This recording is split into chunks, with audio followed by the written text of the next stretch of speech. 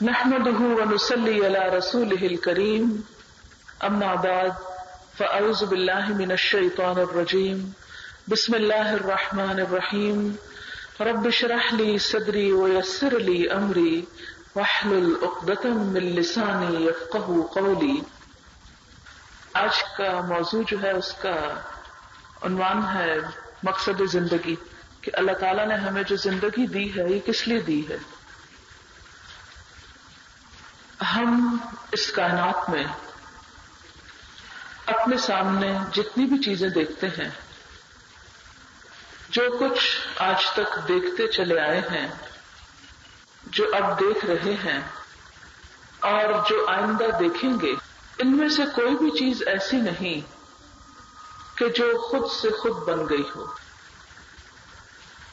ہر چیز جو بھی ہمیں نظر آتی ہے اسے دیکھتے ہی ہمیں اس کے بنانے والے کا خیال آتا ہے۔ مثلا یہ ٹیپ ریکارڈر اس وقت جو میرے سامنے رکھا ہوا ہے،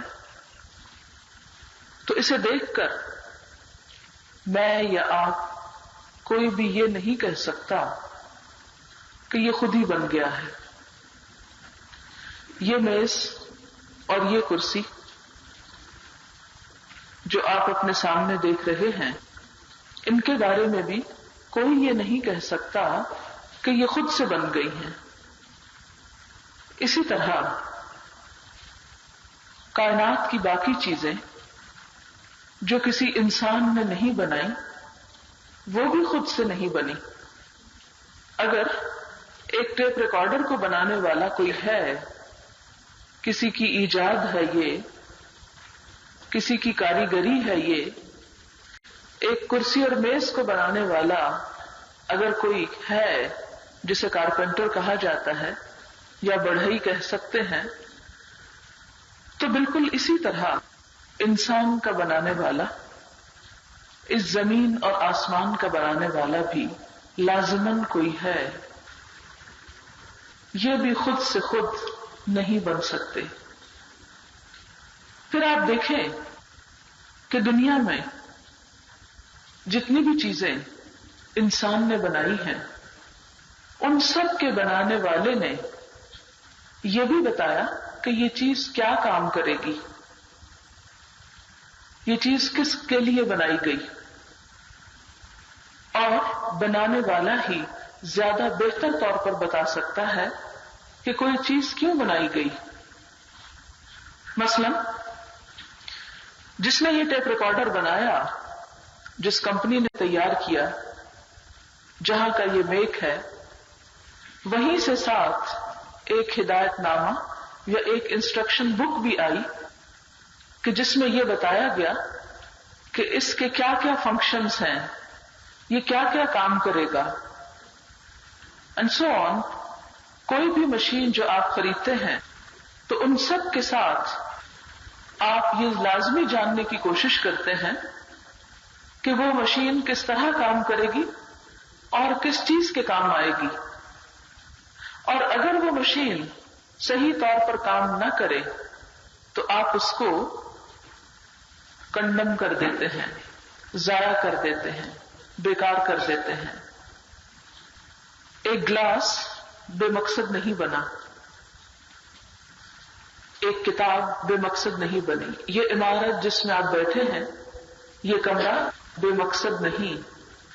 یہ روشنی جو اس وقت جگمگا رہی ہے، اس کے بھی یہاں لگائے جانے کا ایک مقصد ہے۔ آپ اس کمرے سے اگر باہر چلے جائیں تو آپ کو چمکتا ہوا سورج بھی بتا رہا ہے کہ وہ بھی اپنا ایک کام کر رہا ہے، اس کا بھی ایک مقصد ہے۔ یہ بچھی ہوئی پھیلی ہوئی زمین، یہ بھی بے مقصد اور بے معنی نہیں۔ غرض کہ آپ کسی بھی ایک چیز کو اٹھائیں اور کسی بھی ایک چیز کو دیکھیں تو آپ کو اچھی طرح معلوم ہو جائے گا کہ ہر چیز کے پیچھے کوئی نہ کوئی غرض ضرور پوشیدہ ہے۔ جیسا کہ ایک شاعر نے بھی کہا تھا، نہیں کوئی چیز نکمی قدرت کے کارخانے میں، کوئی بھی چیز بے مقصد نہیں ہے۔ اور آپ یہ بھی جانتے ہیں کہ جتنی بھی یہ چیزیں ہیں، یہ سب انسان کے لیے بنی ہیں، انسان ان سے فائدہ اٹھاتا ہے، جیسا کہ قرآن پاک میں بھی کہا گیا خلق لکم ما فی الارض جمیعا، تمہارے لیے پیدا کیا گیا جو کچھ زمین میں ہے سارے کا سارا۔ تو وہ تمام چیزیں جو انسان کے لیے بنی، انسان کی خدمت میں ہیں، وہ سب تو اپنا کوئی نہ کوئی مقصد رکھتی ہوں اور ان کے بنائے جانے کی کچھ نہ کچھ غرض ہو، تو پھر یہ کیسے ہو سکتا ہے کہ انسان جیسی چیز جسے اللہ تعالیٰ نے آنکھیں، کان، دل، دماغ اور بہت سی صلاحیتوں کے ساتھ پیدا کیا ہے، وہ بے مقصد ہو، اس کی زندگی کا کوئی مقصد نہ ہو؟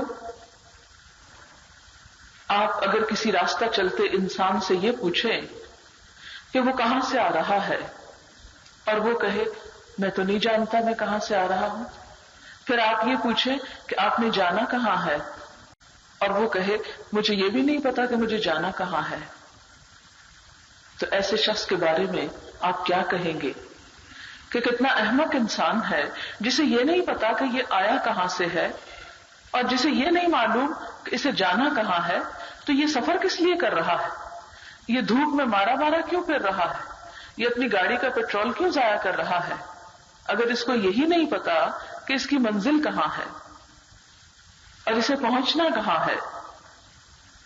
ایک عام سڑک پر چلنے والے انسان کو اگر اپنی منزل کا علم نہ ہو، اپنے گھر کا پتہ معلوم نہ ہو، تو آپ اس کے پاگل ہونے کا اعلان کر دیں گے۔ لیکن کیا کہنا ان انسانوں کے بارے میں کہ جو اس بارے میں نہ جانتے ہوں یا اس بارے میں نہ سوچتے ہوں یا احساس نہ رکھتے ہوں اور کبھی سوچنے کی زحمت گوارا نہ کریں کہ وہ کہاں سے آئے، کیوں آئے اور انہیں کہاں جانا ہے۔ ایک شخص جو ایک جہاز میں سوار ہونے کے لیے جا رہا ہے اور سارے مرحلے طے کر کے جہاز میں پہنچ جاتا ہے، آپ اس کے ساتھ والی سیٹ پر جا کے بیٹھتے ہیں اور آپ اس سے پوچھتے ہیں کہ آپ کہاں تشریف لے جا رہے ہیں، وہ کہے مجھے تو نہیں پتا، اور ہو سکتا ہے کہ وہ یہ کہہ دے کہ ہاں میں کراچی جا رہا ہوں، اور واقعی وہ کراچی جا رہا ہو۔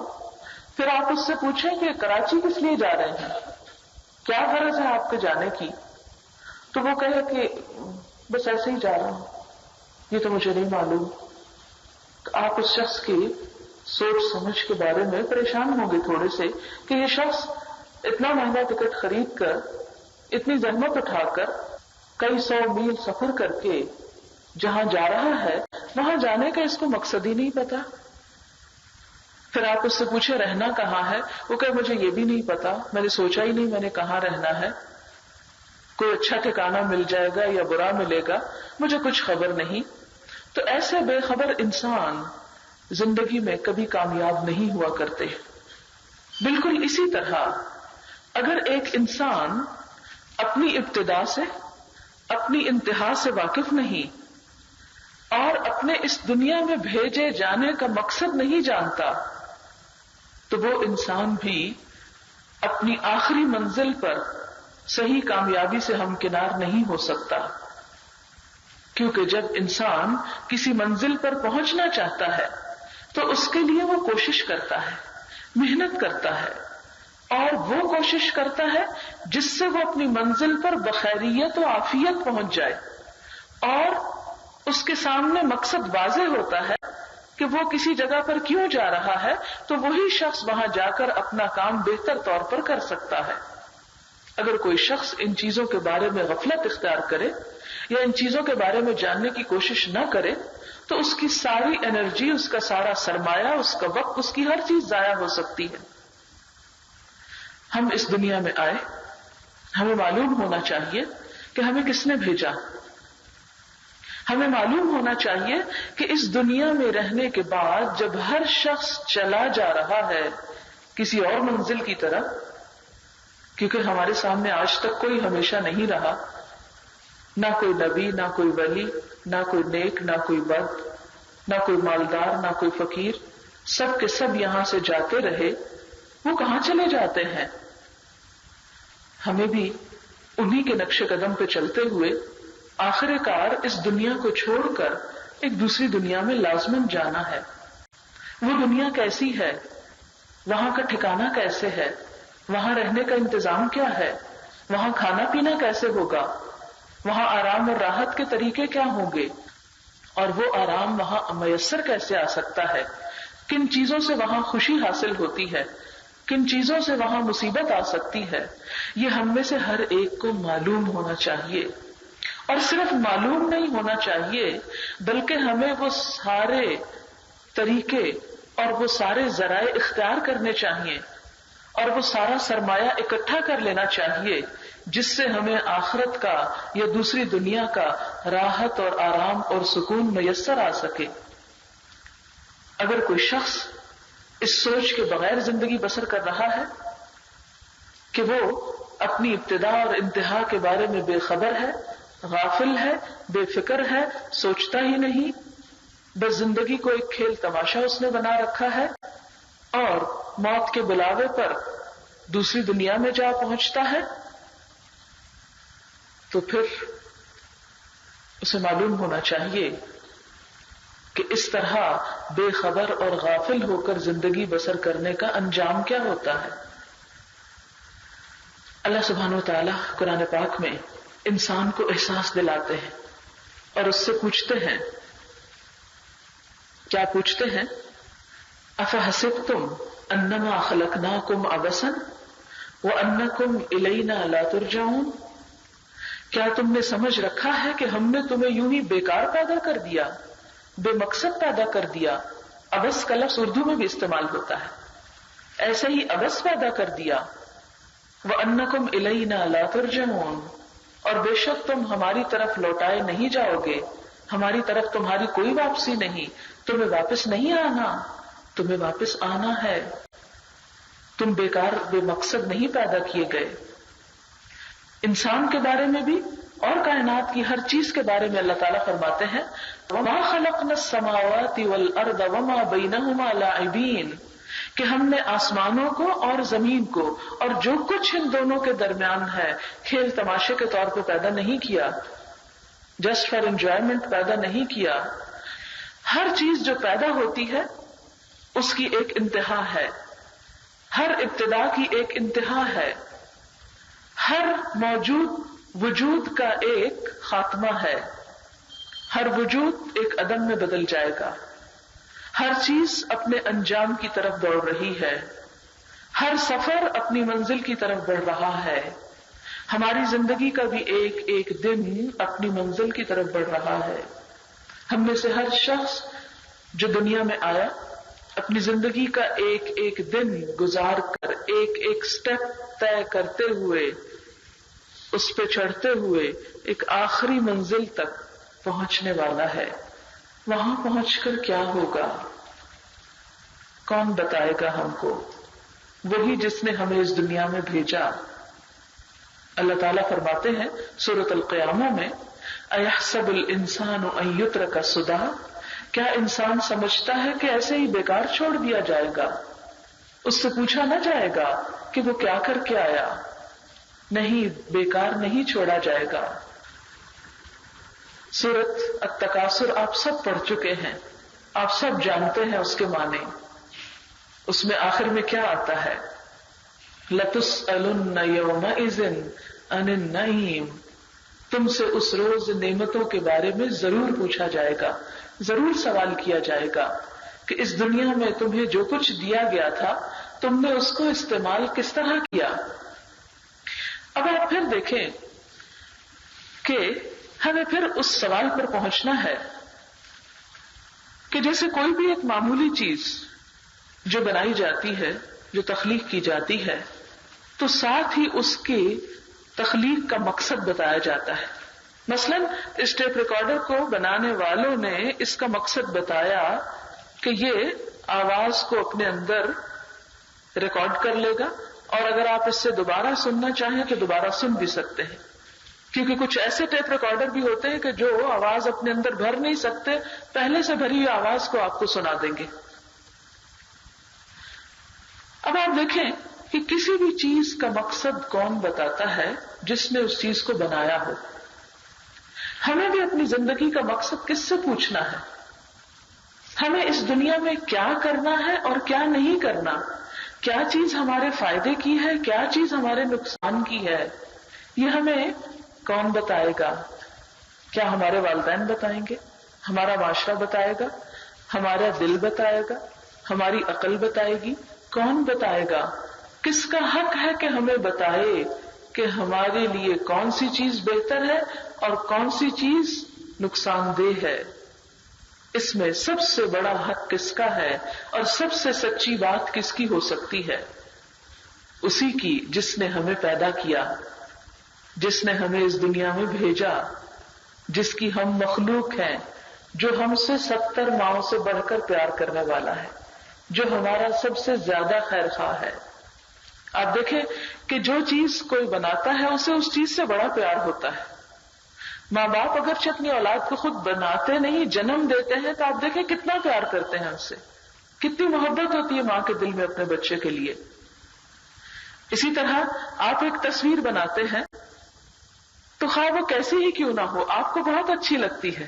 جیسے ایک بدصورت سے بدصورت بچہ ماں کو بڑا ہی خوبصورت لگتا ہے، تو ایک بہترین پینٹنگ بھی آرٹسٹ جس نے بنائی اس کو بہت اچھی لگتی، وہ اس میں بھی کوئی آرٹ کی باریکیاں تلاش کر لیتا ہے. اسی لیے آپ نے دیکھا ہوگا کہ بعض اوقات بھدی بھدی تصویریں ہیں، ان کی لاکھوں میں قیمت ہوتی کہ اس کے اندر کوئی ایسی خصوصیت بتا دی جاتی ہے کہ جو سب کو بڑی اٹریکٹ کرتی ہے. تو کوئی بھی کام کرنے والا اپنی کسی کی ہوئی چیز کو، آپ دیکھیں کہ کبھی آپ نے روٹی بنائی ہوگی شروع میں تو کیا ہوتا ہے، ایک بنائی تو جل گئی، دوسری بنائی تو کچی رہ گئی، تیسری بنائی تو وہ گول نہ ہوئی، تو ہر روٹی اتار کے آپ کہتے ہیں یہ میں خود کھا لوں گی. کیوں؟ اس لیے کہ آپ نہیں چاہتے کہ کوئی کہے کہ یہ کیا بنایا تم نے. آپ کسی کو نہیں دیتے، آپ کہتے ہیں میں خود ہی کھا لوں گی. آخر کتنی کھائیں گے آپ؟ لیکن آپ کو وہ بری نہیں لگتی. وہی چیز جب آپ کسی کے سامنے پیش کرتے ہیں تو وہ اس میں کئی نقص نکالتے ہیں. تو اپنی بنائی ہوئی چیز ہر ایک کو بڑی پیاری ہوتی. اللہ کو بھی اپنی تخلیق سے، اپنی مخلوق سے بڑا پیار ہے. وہ قطعاً یہ نہیں چاہتا کہ میرے بندے بھٹکیں، پریشان ہوں، دکھ اٹھائیں، تکلیف اٹھائیں. اس کے لیے اس نے اپنے بندوں کی ہدایت کا انتظام کیا. ہر دور میں پیغمبر بھیجے، رہنما بھیجے، کتابیں بھیجی، اصلاح کرنے والے لوگ بھیجے، تاکہ میری تخلیق، میرے بندے، میرے پیارے میرے بتائے ہوئے راستے پر آ کر امن و امان کی زندگی بسر کر سکے. اب آپ دیکھیں کہ اللہ تعالیٰ سے ہم کیسے رابطہ کریں کہ وہ ہمیں بتائے کہ ہمیں کیا کیا کرنا چاہیے اور کیا نہیں کرنا چاہیے، کیونکہ سب سے بڑا خیر خواہ تو وہ ہے نا ہمارا. بعض اوقات آپ دیکھیں کہ ہمارے والدین ہمیں کوئی بات کہتے ہیں، وہ ہمارا بھلا چاہتے ہیں لیکن ہمیں وہ بھلا نہیں لگتا. عموماً آپ دیکھیں کہ بچوں کو جب ماں باپ کہتے ہیں پڑھو تو بچے کیا کہتے ہیں؟ اب ہر وقت یہی کہتے ہیں پڑھو پڑھو. ان کو وہ بات اچھی نہیں لگتی. ماں باپ اولاد کا فائدہ چاہتے ہیں، آپ کو اپنا فائدہ اس میں نظر نہیں آتا، آپ اس سے تنگ پڑتے ہیں، آپ اس سے پریشان ہوتے ہیں، آپ اپوز کرتے ہیں ماں باپ کی بات کو. اب آپ دیکھیں کہ کلیش ہو گیا نا، ماں باپ کچھ کہہ رہے ہیں، آپ کچھ چاہ رہے ہیں. اب کس کی بات مانی جائے، کس کی نہ مانی جائے؟ کچھ ماں باپ کی مان جاتے ہیں، کچھ اپنے دل کی مانتے ہیں. نتیجہ دونوں کا ہی مختلف ہوتا ہے. بعض اوقات ماں باپ کچھ کہتے ہیں، سوسائٹی کچھ اور کہہ رہی ہوتی، باہر کا ماحول کچھ اور کہتا ہے. اب آپ کو بڑا برا ہوتا ہے کہ ماں باپ یہ کیوں کہہ رہے ہیں اور سوسائٹی یہ کیوں کہہ رہی ہے. تو عموماً کیا ہوتا ہے کہ بچے جب بڑے ہوتے ہیں، انڈیپینڈنٹ ہوتے ہیں، تو ماں باپ کی بجائے سوسائٹی کے ہاتھ چڑھ جاتے ہیں. پھر اسی طرح آپ دیکھیں گے کہ گھروں میں آپ کو کچھ بتایا جاتا ہے، بسا اوقات اسکولز میں جاتے ہیں تو آپ کو کچھ اور ویلیوز بتائی جاتی. ایسے میں انسان کنفیوز ہو جاتا ہے کہ اچھا کیا ہے، برا کیا ہے. پھر دنیا کے مختلف معاشروں میں آپ دیکھیں، کہیں ایک چیز کو اچھا سمجھا جاتا ہے، کہیں دوسری چیز کو برا سمجھا جاتا ہے. ایک معاشرے میں جہیز کو لعنت سمجھا جاتا ہے، دوسرے معاشرے میں جہیز کو بڑی اچھی چیز سمجھا جاتا ہے، اس کے بغیر شادی نہیں ہو سکتی. کہیں پر آپ دیکھیں کہ مرچوں کو بہت پسند کیا جاتا ہے، کہیں مرچوں کے بڑے نقصان بتائے جاتے ہیں. کسی جگہ پر گندم کھائی جاتی، کہیں چاول بڑا پسند کیا جاتا ہے. تو جتنے ذہن ہیں، جتنی سوچیں ہیں، جتنی خواہشات ہیں، جیسے جیسے معاشرے ہیں، ماحول ہے، ہر ایک اپنی من پسند بولی بول رہا ہے، مختلف چیزوں کے بارے میں اپنا ایکسپیرینس اور اپنی پسند ناپسند بتا رہا ہے. ایسے میں انسان کبھی ایک طرف چلتا ہے، کبھی دوسری طرف چلتا ہے، کبھی ایک کام کرتا ہے، کبھی دوسرا کرتا ہے. انسان کبھی اپنے عقل، اپنے تجربے، اپنے مشاہدے کے ساتھ مختلف نتیجوں تک پہنچتا ہے. آپ نے دیکھا ہوگا کہ ایک ایک چیز کی ریسرچ میں بعض اوقات سال ہر سال لگتے ہیں. کہا جاتا ہے کہ ایک نتیجے تک پہنچنے کے لیے سائنسدانوں کو ایٹ لیسٹ 50 ایئرس کا عرصہ درکار ہوتا ہے. 50 سال بعض اوقات ایک چیز پہ تحقیق ہوتی ہے، جب جا کے ایک نتیجہ نکلتا ہے. اور آپ نے دیکھا ہوگا کہ بسا اوقات ایک نتیجہ سامنے آتا ہے، کچھ دن کے بعد وہی نتیجہ غلط ثابت ہو جاتا ہے. اور انسان اپنی ہی عقل کو جس عقل کل سمجھتا ہے خود ہی پھر ریگریٹ کرتا ہے اور اس کو واپس لے لیتا ہے. دنیا کے معاملات میں تو انسان کو اللہ نے آزادی دی کہ اپنے کھانے کے طریقے، اپنے پہننے کے، اپنے دلچسپیاں خود طے کر لو. لیکن کچھ رہنمائی ایسی ہے کہ جو تم اپنے عقل، اپنے تجربے، اپنے مشاہدے سے نہیں حاصل کر سکتے، کیونکہ اس میں انسان کو ہزاروں سال کا عرصہ درکار ہے. مثلا شاید آپ کو میں نے بتایا ہو کہ کارل مارکس جو تھا، اس نے اپنی زندگی کے تقریباً 25 سال اس طرح گزارے کہ ہر روز صبح لائبریری میں وہ جاتا تھا اور رات ہونے تک اسی کمرے کے اندر رہتا تھا اور مستقل طور پر وہ پڑھتا رہا. کئی سال پڑھنے کے بعد جب وہ اس قابل ہوا کہ کچھ لکھ سکے تو اس نے اپنی ایک ہی کتاب، جیسا کہ آپ جانتے کہ معاشیات کا ماہر تھا، ایک ہی کتاب خزانے کے موضوع پر لکھی اور ابھی وہ مزید کی تیاری ہی کر رہا تھا کہ وہ دنیا سے چل بسا. اسی کرسی پہ بیٹھ کے جس پہ وہ 25 سال سے پڑھ رہا تھا، کرسی پہ بیٹھے بیٹھے کتاب ہاتھ میں تھی، اس کی روح پرواز کر گئی اور وہ سارا علم اور عقل اور تجربہ اور وہ سب کچھ اس کے ساتھ ہی دنیا سے رخصت ہو گیا. پھر آپ دیکھتے ہیں کہ جب ایک انسان اپنے 25 سال 30 سال 40 سال کے مشاہدے سے ایک بات کہتا ہے، ایک کتاب لکھتا ہے، تو اتنے میں حالات بدل چکے ہوتے ہیں، ایک نئی جنریشن سامنے آ چکی ہوتی ہے. وہ جو پچھلی نسل کے تجربات ہوتے ہیں وہ اگلی نسل قبول کرنے کو تیار ہی نہیں ہوتی ہے نا. اور اس طرح انسانیت مسلسل تجربہ گاہ بنی ہوئی ہے. ٹھیک ہے، کھانے پینے، اوڑھنے، سردی گرمی سے بچنے، صحت تندرستی کے معاملے میں تو آپ ایسی چیزوں کو بنیاد بنا سکتے ہیں کہ مثلاً اگر آپ نے دیکھا کہ ایک جراثیم انسان کو نقصان دیتے ہیں تو ایک ایسی چیز ہے جسے سب مان لیں گے اور پھر ایک نسل کا تجربہ جو ہے وہ آئندہ نسل کو فائدہ دے سکتا ہے. لیکن وہ چیزیں جو انسان کی روح سے متعلق ہے، انسان کی خوشی سے متعلق ہے، انسان کے اطمینان اور سکون سے متعلق ہے، وہ اللہ کے سوا حقیقی معنوں میں کوئی نہیں سمجھتا. انسان کی نفسیات اتنی گمبھیر چیز ہے کہ اس کی حقیقت آپ دیکھیں کہ ہمارا دل ہمیں خود اپنی بھی سمجھ نہیں آتی. ایک ہی وقت میں ایک چیز ہمیں بڑی اچھی لگ رہی ہوتی، کچھ ہی دن کے بعد وہ چیز ہمیں انتہائی بری لگنے لگتی. مثلاً ایک فیشن آتا ہے تو ہم سب کو اتنا اٹریکٹ کرتا ہے کہ ہم بس اس کے پیچھے آنکھیں بند کر کے چل پڑتے ہیں. مثلا لمبی قمیصوں کا فیشن آ گیا تو ہم کیا کرتے ہیں، جوڑ ڈال ڈال کے لمبی کر رہے ہیں. چھوٹی کا آ گیا تو بڑی بڑی قمیصیں کاٹ کے پھینک دیں گے. خود اپنے ہی ہاتھوں سے بنائی ہوئی چیزیں خود ہی بری لگنے لگتی. انسان کا تو اپنا یہ حال ہے، اسے خود بھی سمجھ نہیں آتی وہ چاہتا کیا ہے. ایک انسان آپ کو بڑا ہی اچھا لگتا ہے، آپ نے دیکھا ہوگا لوگ مرتے ہیں پسند کی شادیوں پہ کہ کسی طرح ہو جائے، اور چند دن کے بعد جب ہو جاتی ہے تو اخباروں میں آپ پڑھیں سروے کہ عموماً ایسی شادیاں 90% ناکام ہوتی، بنتی ہی نہیں. عدالتوں میں آپ جا کے دیکھیں جھگڑے تو عموماً جو شوہر بیوی کے جھگڑے وہ ایسی شادیوں کے نتیجے میں ہیں. بھئی کیا ہوا، کل تک ایک شخص کے لیے آپ جان دے رہے تھے، آج اسی شخص کو دیکھ کر آپ اپنے آپ کو مار دینے کو یا اس کو مارنے پہ تیار ہو رہے ہیں. کیا ہے یہ انسان؟ خود انسان کو سمجھ نہیں آتی کہ اس کے فائدے میں کیا چیز ہے اور نقصان میں کیا چیز ہے. تو جو مسائل روح سے تعلق رکھتے ہیں، انسان کے انر سیلف سے تعلق رکھتے ہیں، مادی چیزوں سے نہیں، روحانی چیزوں سے، اس کو خود انسان بھی بہتر طور پر نہیں سمجھ سکتا. پھر آپ دیکھیں کہ خاص ماحول اور خاص انوائرنمنٹ میں رہتے ہوئے کچھ چیزیں انسان کو بہت اچھی لگنے لگتی ہیں اور کچھ چیزیں انسان کو بہت بری لگنے لگتی ہیں۔ اس لیے اللہ تعالیٰ نے کچھ ایسے اصول اور قاعدے اور ضابطے مقرر کیے کہ جو انسان کے لیے خیر اور شر کا کام دے سکے، جس میں انسان خیر اور شر کو پہچان سکے، اور یہ کام اس نے اپنے ہاتھ میں لیا۔ انسان کو دو طرح کے علم دیے گئے۔ پہلا علم مادی چیزوں کے بارے میں تھا، جس کی بنا پر حضرت آدم علیہ السلام فرشتوں کے مقابلے میں کامیاب ہوئے تھے، اور اس بنا پر انہیں فرشتوں سے سجدہ کروایا گیا تھا۔ لیکن یہ علم انہیں شیطان کے پھندے سے نہ بچا سکا۔ اس مادی علم کے ہوتے ہوئے، مسجود ملائک ہوتے ہوئے، اعلی مقام عزت اور احترام کے ہوتے ہوئے، کیا ہوا ان کے ساتھ کہ شیطان ان کو ورغلا گیا اور جنت کا لباس اور آنر اور سب کچھ ان سے چھین گیا۔ تو انسان کو یہ بتایا گیا کہ یہاں آ کر تمہیں مادی علم نہیں، روحانی علم کی بھی ضرورت ہے۔ فَإِمَّا يَأْتِيَنَّكُم مِّنِّي هُدًى فَمَن تَبِعَ هُدَايَ فَلَا خَوْفٌ عَلَيْهِمْ وَلَا هُمْ يَحْزَنُونَ، کہ اب میری طرف سے اگر تمہیں کوئی ہدایت ملتی ہے تو جو میری ہدایت کی پیروی کرے گا اس کے لیے کوئی خوف اور غم نہیں۔ خوف اور غم کا تعلق انسان کی روح سے ہے۔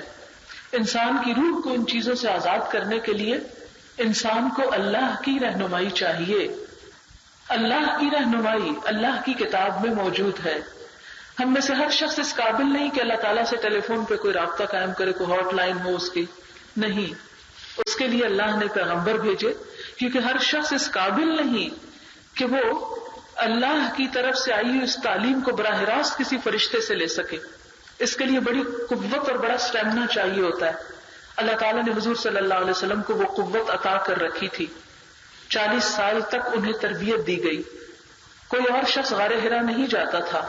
انہوں نے ریاضتیں کی، انہوں نے مادی دنیا کی خواہشات اور لذتوں کو چھوڑ کر اس غار میں رہ کر اپنی روحانی قوت کو مضبوط کیا، جس کی وجہ سے اللہ تعالیٰ نے فرشتہ بھیجا۔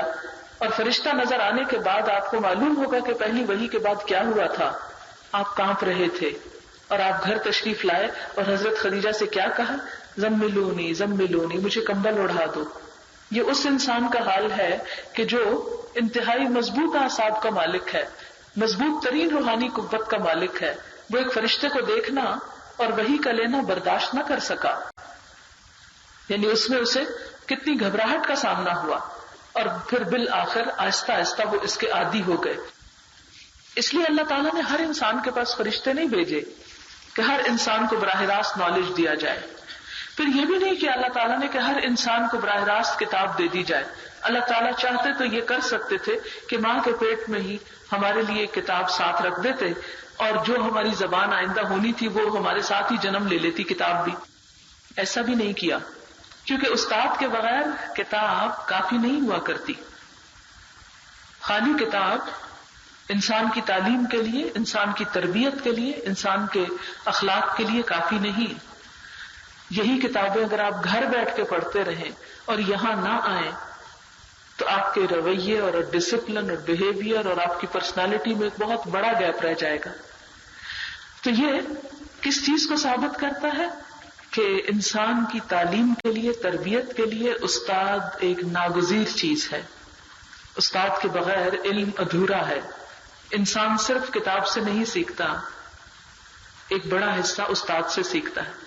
انسان انسانوں کی تربیت کرتے ہیں جو ان سے پہلے تجربے اور مشاہدے اور علم اور قابلیت میں بڑھے ہوئے ہوتے ہیں۔ تو بالکل اسی طرح اللہ تعالیٰ نے نبی اکرم صلی اللہ علیہ وسلم کے ذریعے ہمیں کتاب دی، اور اس کتاب سے جب ہم رہنمائی حاصل کرتے ہیں کہ ہمیں کیوں بھیجا کیا دنیا میں، ہمیں کیا کرنا ہے، یعنی ہمیں جو یہ زندگی ملی ہے اور اس زندگی کے بعد جو موت ہے یہ اس نے بنائی ہے۔ یہ کیوں بنائی؟ انسان دنیا میں کیوں آتا ہے، پھر اس کا خاتمہ ہو جاتا ہے، پھر وہ کہاں چلا جاتا ہے، وہاں اس کے ساتھ کیا ہوتا ہے، یہ سب کچھ کیا ہے، یہ کس نے بنایا، کیوں بنایا؟ اس کا جواب اللہ تعالیٰ خود دیتے ہیں قرآن پاک میں، تبارک الذی بیدہ الملک وہو علی کل شیء قدیر الذی خلق الموت والحیاۃ لیبلوکم ایکم احسن عملا۔ لیبلوکم، تاکہ تمہارا امتحان لیا جائے، تمہیں آزما کر دیکھا جائے۔ کیا امتحان ہے انسان کا؟ میرا اور آپ کا امتحان کیا ہے؟ کس چیز کا؟ ایکم احسن عملا، کہ تم میں سب سے اچھے کام کون کرتا ہے، احسن عمل کس کا ہے۔ تو گویا ہم دنیا میں صرف سیر تفریح کے لیے نہیں بھیجے گئے، دنیا میں صرف انجوائمنٹ کے لیے نہیں بھیجے گئے، بلکہ ہم سب کو آزمایا جا رہا ہے کہ ہم میں اچھے کام کر کے کون آتا ہے۔ وَهُوَ الْعَزِيزُ الْغَفُورُ، اور وہ رب زبردست بھی ہے، بخشنے والا بھی ہے۔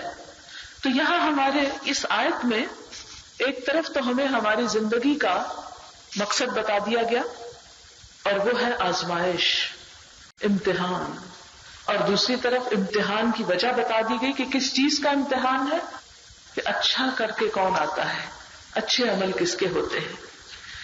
اب ایک طرف ہمیں امتحان کے طریقہ کار کو دیکھنا ہے، اور آپ میں سے ہر شخص امتحان کو سمجھتا ہے کہ امتحان کیا ہوتا ہے۔ جب بھی آپ کوئی ایک امتحان دیتے ہیں، مثلاً آپ میں سے جو لوگ بی ایڈ کا امتحان دیں گے تو اس کے لیے کیا ہوتا ہے، ایک سلیبس مقرر ہوتا ہے جس کو آپ اس پورا سال میں پڑھیں گے، پھر اس میں کچھ پریکٹیکلز ہوں گے، کچھ چیزیں عملی طور پر آپ کو کرنی ہوں گی، آپ ان کو کریں گے۔ پھر ایک دن ایسا آئے گا، ایک کمرہ امتحان میں آپ بیٹھیں گے، اس میں ایک وقت مقرر ہوگا 3 گھنٹے، وہاں پر بیٹھ کر آپ لکھیں گے وہ سب کچھ جو آپ پڑھتے رہے، جو کچھ آپ اس میں لکھیں گے اس کے مطابق آپ کی ایویلویشن ہوگی کہ آپ نے کتنے سوالوں کے جواب دیے اور جو آپ سے پوچھا گیا اس کا جواب کیا دیا۔ پھر وہ آپ کے پرچے ممتحن کے پاس چلے جائیں گے، اس پر نمبر لگائے جائیں گے اور پھر سارا رزلٹ اکٹھا ہوگا، آپ کو پاس یا فیل ڈکلیئر کیا جائے گا۔ جو لوگ فیل ہو جائیں گے شاید ان کو چانس ملے کہ وہ دوبارہ پاس ہو سکیں، سپلیمنٹری میں بیٹھ سکیں، اپنی ڈویژن امپروو کر سکیں، اور بعض امتحانوں میں دنیا میں بھی ایسا نہیں ہوتا لیکن اکثر میں یہ ہو جاتا ہے۔ بالکل اسی طرح ہم بھی آخرت کا ایک امتحان دے رہے ہیں، اس کے لیے ہمیں پریپریشن کے لیے ایک وقت دیا گیا ہے، اور وہ وقت کیا ہے، یہ دنیا، اور یہی دنیا ہمارے لیے کمرہ امتحان بھی بنا دی گئی۔ کتاب ہمیں دی گئی قرآن پاک کی شکل میں، استاد ہمیں دیا گیا نبی صلی اللہ علیہ وسلم کی شکل میں، اور ہمیں کچھ عمل کرنے کو بھی بتایا گیا۔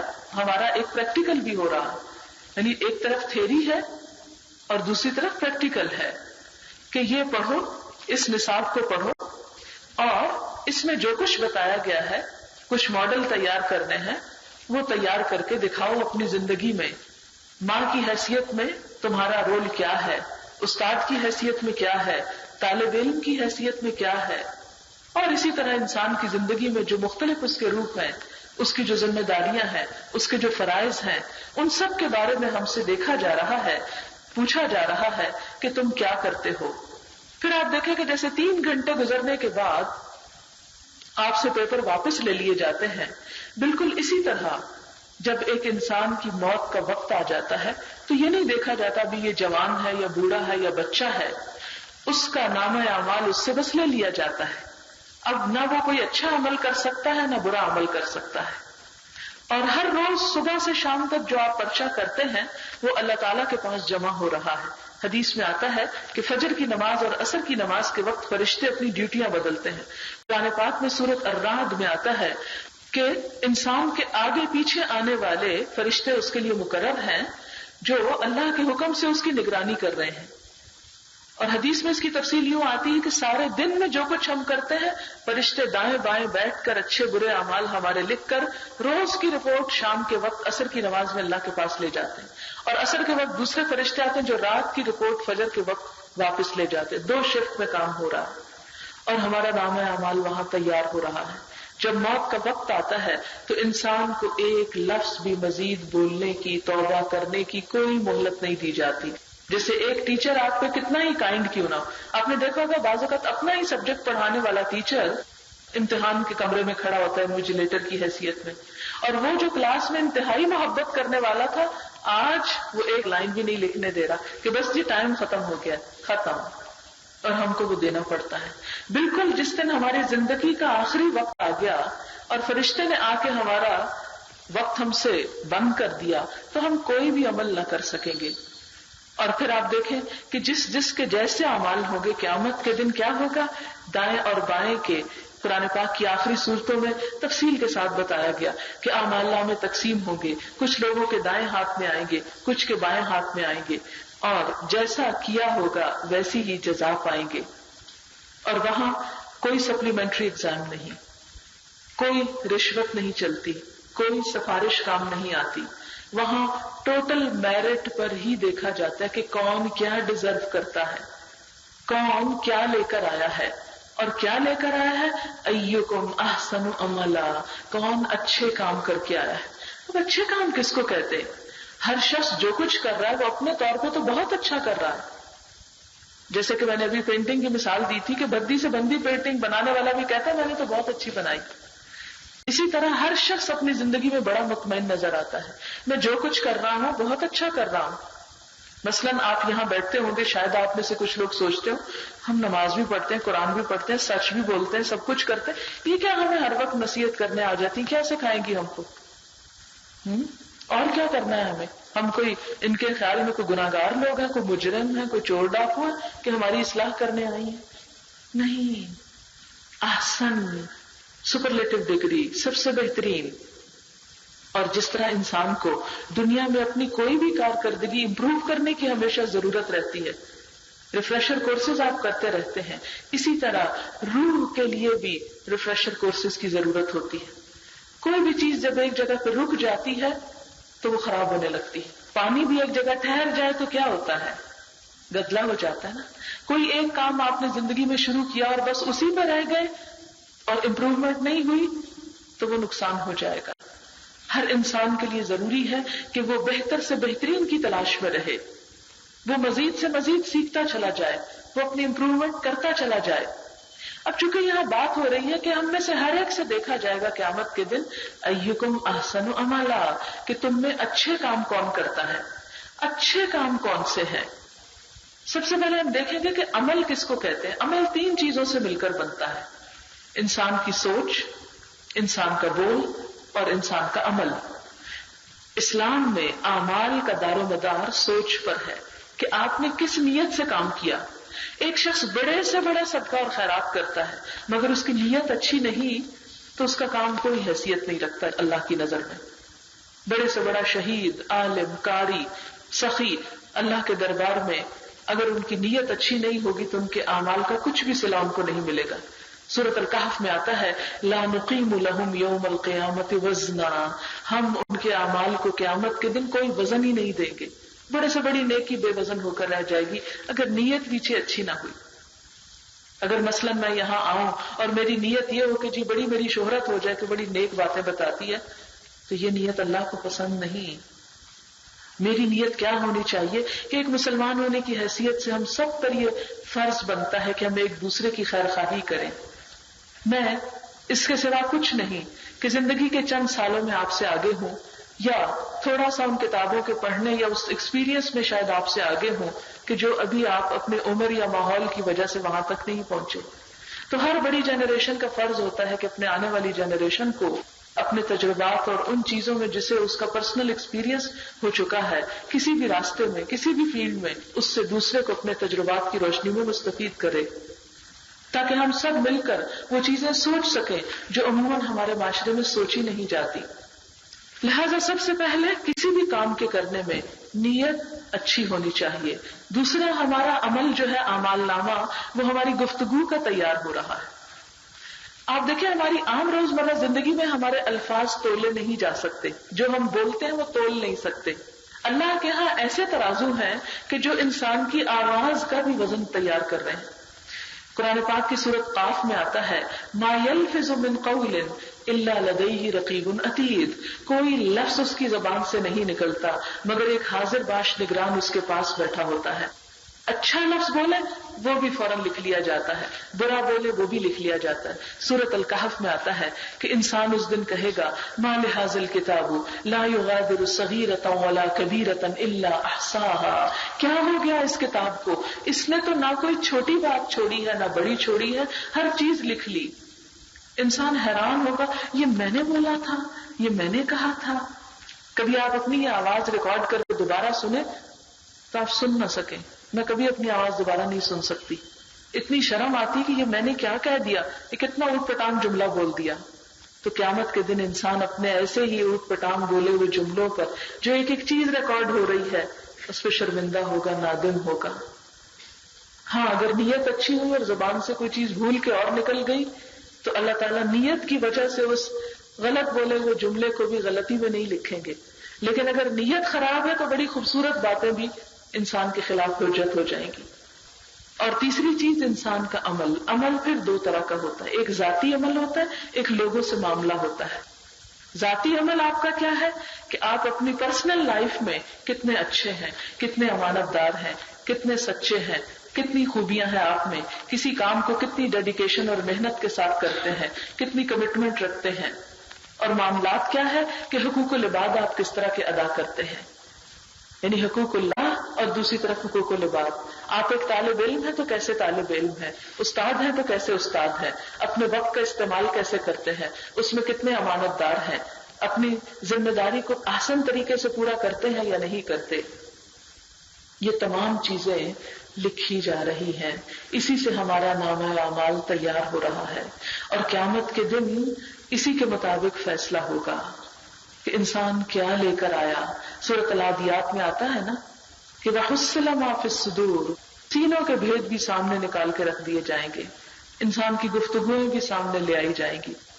مووی کیمرہ ایک طرح سے چاروں طرف ہمارے لگا ہوا ہے اور ایک ایک ایکشن کی تصویر لی جا رہی ہے. ہم 7 پردوں میں ہوں, اندھیروں میں چھپے ہوئے ہوں, بالکل تنہا ہوں یا لوگوں کے سامنے ہوں, اللہ کے فرشتے ایک طرف سے نہیں, ہر طرف سے, اوپر سے نیچے سے, دائیں سے بائیں سے, آگے سے پیچھے سے, ہر طرف سے کیمرے فٹ کر کے کھڑے. ہمیں احساس نہیں ہوتا. یہ قرآن ہمیں بتاتا ہے ایک ایک چیز گواہی دے گی. انسان کے ہاتھ بولیں گے, اس کی جلد بولے گی, زمین بولے گی, آس پاس کی ہر چیز گواہی دے گی کہ اس انسان نے کیا کام کیے, کس وقت کیسے کیا, اور اس کے مطابق جزا سزا کا فیصلہ ہوگا. ہم سب اس امتحان میں مبتلا ہیں جو یقین رکھتے ہیں کہ مرنے کے بعد ایک دوسری زندگی ہے اور اس میں حساب کتاب ہے. لہٰذا ہمیں آج جو کچھ کرنا ہے, احسن عمل کرنا ہے, اچھی نیت کے ساتھ, ذمہ داری کے ساتھ اور ڈیڈیکیشن کے ساتھ. ہم جہاں ہوں, جو ذمہ داری ہم پہ سونپی جائے اسے پوری امانت کے ساتھ نبھانے والے ہوں, اس کام کو پوری لگن کے ساتھ کرنے والے ہوں. ہمارے یہی کام ہمارا نامہ اعمال ہے, صرف نماز روزے کا وزن نہیں.